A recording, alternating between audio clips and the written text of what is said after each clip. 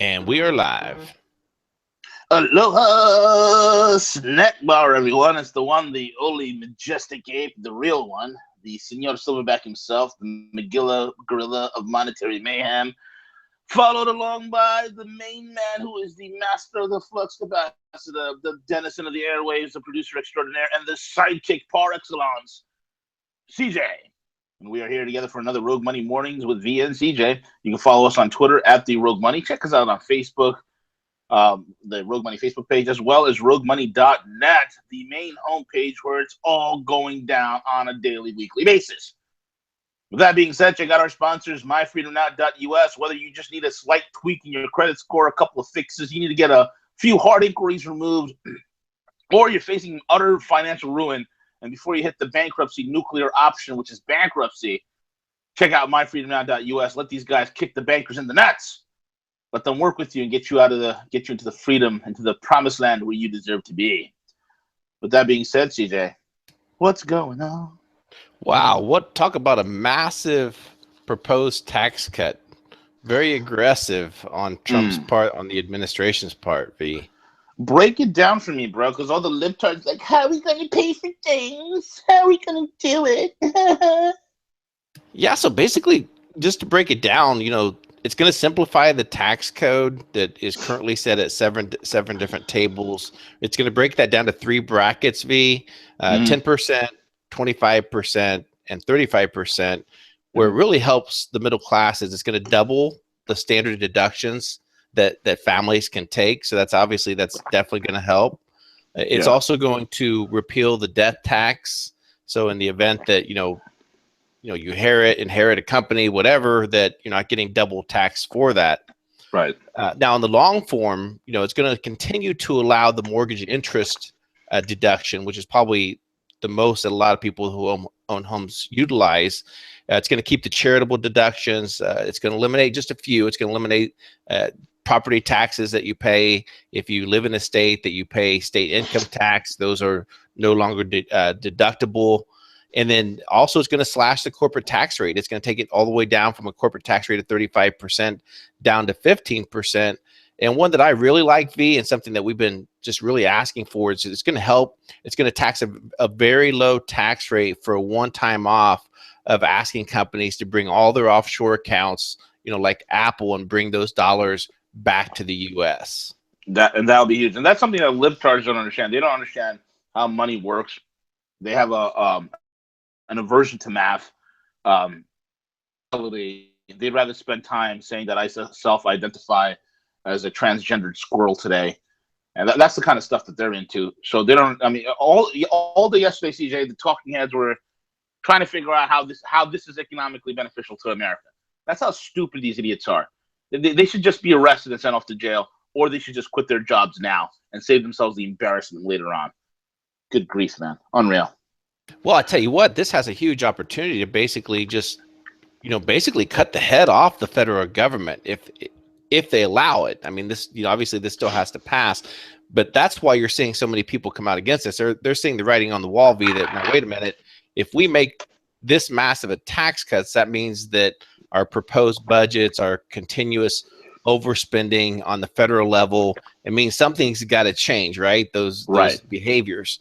Now, just a couple of warning signs in terms of this getting passed is that if we don't do anything to change our spending habits of our federal government, Peter Schiff estimates that with the tax cuts, without any other type of reductions of federal spending, that this could kick government debt into overdrive anywhere between $1 to $2 trillion per year, V. So again, there are mostly this tax plan, definitely more positives than negatives, V.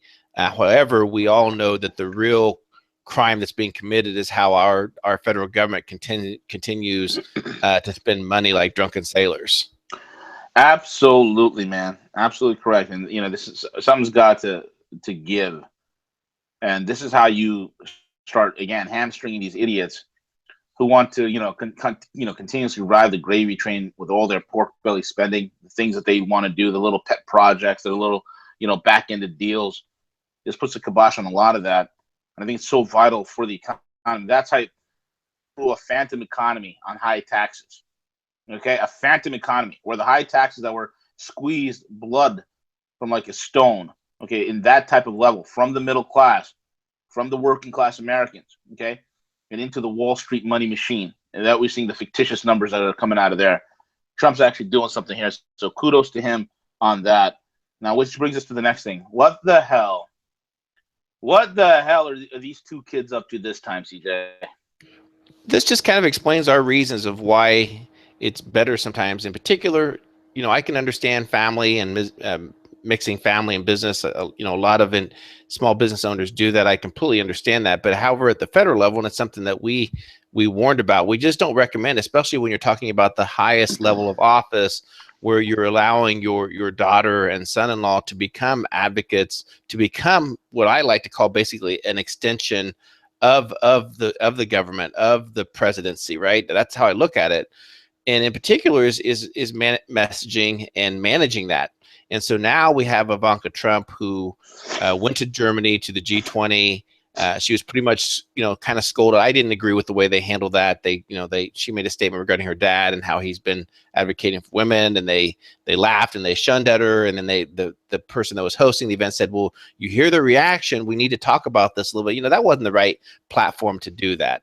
However, again, if you put a person like this out there and you have them going around the globe, this is the risk factor. So now you have Ivanka in an interview that was conducted and talking in specifically in regards to opening the border for Syrian refugees. And it asked the discussion around open borders to allow these refugees to come to the United States. She says unequivocally that this is something that definitely needs to be considered. It definitely needs to be on the table, which is completely opposite of what the last 12 months of campaigning and what most Americans, when we voted for, obviously we see everything going on in Europe regarding these refugees and everything that's the amount of disruption that's occurring. V. So again, just a little bit off messaging, and now Trump's probably going to have to answer for this. Absolutely, man. And here's the thing. The deal is this. You hit the nail on the head. When you put this type of people out there, this is the risk you're going to take, number one. You're absolutely right. You're going to get this type of flack. Number two, again, this is people telegraphing the exact opposite of what was being said on the campaign trail. So good. And my thing is this. Look, little princess here, because she gets so emotionally distraught when she sees little children getting their heads blown off. I get it. It's emotionally distraughting. I get it. But what little princess needs to do is she needs to and the brilliant guy that she's married to just needs to go have several. Just go have several.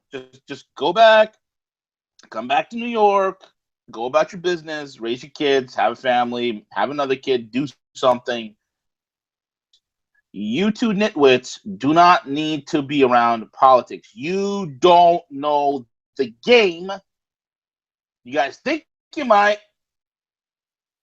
I think Jared does, because he reads up on countries right before he goes on a ski lift, and that's why he knows everything about them. So now he's able to solve Mideast peace. But this is the kind of stupidity. It's like this. Dude, it looks bad. Okay, it's like amateur hour. It looks bad. Well, primarily, again, I have no problem as far as being engaged with domestic issues, whether it is, equal rights or advocating for mentorships for women as executives. All those things are great. However, when you're talking about the number one and number two spots of people that are advising the president, I just don't think it's healthy. And that's been my argument from the start. I have no problem with them as individuals. I just wish that they would work harder to be everyday citizens versus political advocates for the administration. Absolutely correct, man. Absolutely correct. Which brings us to the next thing, man. U.S. credit card defaults are surging, CJ. The middle class is starting to tap out like they're in a chokehold, like they're in a Kimura, an armbar.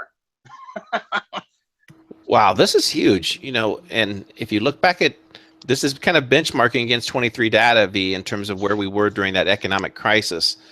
And now Zero Hedge has taken a look and dug in. We heard that JP Morgan released their earnings, and although their earnings was good, they dug a little bit further in to realize that JP Morgan had charge-offs of credit cards just shy of $1 billion, V. And so with zero hedge, they started saying, well, let's take a little bit deeper. Let's take a look at what other banks are experiencing. And sure enough, across the board, Capital One, Discovery, all these banks are seeing huge charge off in terms of the credit card, ranging on average from a 3.31% basis, which is considerably up, and again at a 45-month high. V. And it just goes to show this: the middle class is being crushed. We are being absolutely decimated. Okay, and the middle class, for those that don't know, is you can be making anywhere between 50 grand all the way to $500,000 a year, and you are middle class, my friend. Okay, you are in that middle class bracket. So they're being crushed. They're paying the most in taxes. They get shafted the most. I mean, there's no benefits to them at this point. And now you see what's happening with these credit card defaults. It is astronomical. And I'm sorry for the shameless plug here, but this is one of the reasons why, companies like MyFreedomNow.us exists, because of credit card defaults, because people believe in this imaginary paper world. Just like the money is not real and it's fake economy because of paper, the debt is not real and it's fake debt, because there's no money changing hands when it comes to this. The whole thing with this, guys, it is proof positive. The American middle class, the American public, is now overextended. He is at a breaking point. There is not much left. This tax cut, again, going back to that, comes at a very key and critical time, CJ. That's why it's very important. Yeah, it's very important. It needs to be a direct help towards the middle class to free up flexible income to pay off their debt they're incurred. I mean, I never understood it for a long time, but the bankers, they live and breathe off of debt. They truly do. They love it. They love it. They're like cancerous parasites. Only a cancerous system is designed to run on debt. That's what you folks need to understand. A cancerous system is designed to run on debt. The central banking system is a failure from its inception. The fiat system is a failure from its inception. It is only designed to extract wealth, and that's why the banksters love it. It's a disgusting thing. That's why it must be replaced by a productive economy. It must be replaced by an actual, real, physical economy, guys. And that's what it's going to come down to. Which brings us to the next thing in terms of conflict. The Korean Peninsula seems to be heating up. Yeah, I mean, they finally located the USS Carl Vinson. Where's it steaming up to now? The Rock of Gibraltar? I think it's been a little bit of everywhere except for what was being reported at one time. But now, 2 weeks later, it is within striking distance of the Korean Peninsula. And, obviously yesterday, the administration held its meeting with 100 senators to discuss the threat that is there. We saw where one of the military generals came out and basically put out a warning stating that we need to move some of the what's the U.S. Anti-missile defense system? What's it called? Is it the THAAD? Yeah, the THAAD.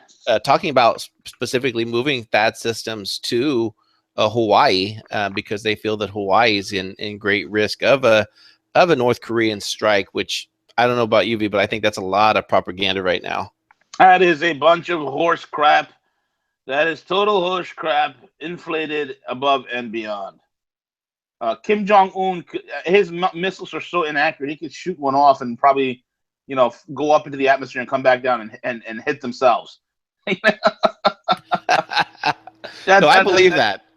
Yeah, totally, bro. So, I wouldn't put much effort into that. I wouldn't worry about it too much in terms of Hawaii being hit. But, at the end of the day, in the grander global geostrategic landscape, look, I've already said this. I was the first guy to break this. I said, look, China has already given the blessing to take out North Korea. They don't want North Korea there. I said this over a year and a half ago. I wrote an article stating that, China and Russia will at some point deal with Kim Jong-un. I believe they are maneuvering the Americans to allow the Americans to do it. And the removal of Kim Jong-un, they'll let the Americans get messy, do the stupidity that they're going to do, get Un removed, and then China and Russia will work with South Korea as a balancing force. Okay, look, South Koreans are not too happy with the U.S. being based in South Korea for this long. They're none too happy. I mean, there's a lot of anti-Yankee sentiment in South Korea. I mean, you got pop singers like Psy who've had some very anti-American comments, which is a sentiment of many of popular Korean culture at this point, because we're like, what the hell are you guys doing here? We're a self-sufficient country, this, that, and the other. And they are. They're a very wealthy, very powerful country. South Korea can take care of themselves. So once UN is removed, the North will be integrated to the South, and then you will see some stabilizing action taking place from China and Russia, which are its regional spheres of influence. And the U.S. will lose out of this whole entire thing. Watch, these globalists are thinking they're going to have a wedge into the new Silk Road, kind of slow it down a little bit, CJ. Right. This will cause South Korea will be lost to the globalists. It'll be out. And this is one of the pivot points. This is one of the pivot points that Brzezinski's talked about in the Grand Chessboard. There's 3 pivot points, okay, in order to contain the Eurasian zone that Brzezinski talked about. And I remember reading this book back in 97. Pivot point number 1 is Ukraine. Pivot point number 2 was Syria. Pivot point number 3 happens to be the Korean Peninsula. Those are the 3 points. Hey, my power's back, CJ. Awesome. Woohoo! If y'all didn't know, my power was out. Now it's back. All right, cool. Yeah, so those were the 3 pivot points of containment. But again, just like they lost Ukraine, just like they lost Syria, they too will lose South Korea in this whole entire unification thingamabop that they're planning here, CJ. Anyway, which brings us to the next thing, the greatest news ever. It seems like a whole bunch of jihadis ran into the Baconator himself, bro. Yes, there are now lethal wild boars wreaking havoc in Iraq, B. In fact, it was so lethal that one of the wild boars went onto an ISIS base and killed 3 jihadis. We kid you not, folks. This is actual real news. Okay? It says wild boars are joining the fight against ISIS and doing a good job at killing the U.S. Saudi-backed jihadists. Somewhere in America, John McCain is pissed off to see wild boars defeat his ISIS army. Reports are coming in that wild boars attacked an ISIS base in the Al-Rashad region of Kirkuk late Sunday. According to Iraqi news, 3 members of ISIS were left dead by the boar attack. The clash occurred because the animals had encroached on the terrorist farmland. Al-Surma News quoted a source as saying, Daesh or douchebag ISIS militants took revenge on the pigs that attacked the farmland, but did not provide details. ISIS captured areas of Kirkuk government after the invading of the country in 2014 and has executed civilians over what it considers disobedience. The Iraqi government is expected to launch a campaign against Daesh in the region. And that's when the pigs attacked. Now, this is wonderful. What this is signaling is that we need to unleash an army of pigs across the entire Middle East, CJ. Because once these guys get killed by the pig, they can't go to heaven. Right, exactly. They can't cross over into paradise to get their 72 virgins because they've been killed by a pig. I love it. I love it. No, I was gonna say, yeah. So excited for a great day at Rogue Money. We got a great interview lined up at 11 o'clock, and then obviously hanging with Harley at noon. So It's gonna be a big day at Rogue Money. It's gonna be a huge day. So stay tuned, guys. This is where it's gonna be at. So big interview. We got Roger Stone and Harley Schlanger at 12. With that being said, CJ, I guess we're over and out, man. Over and out. Have a good day, guys.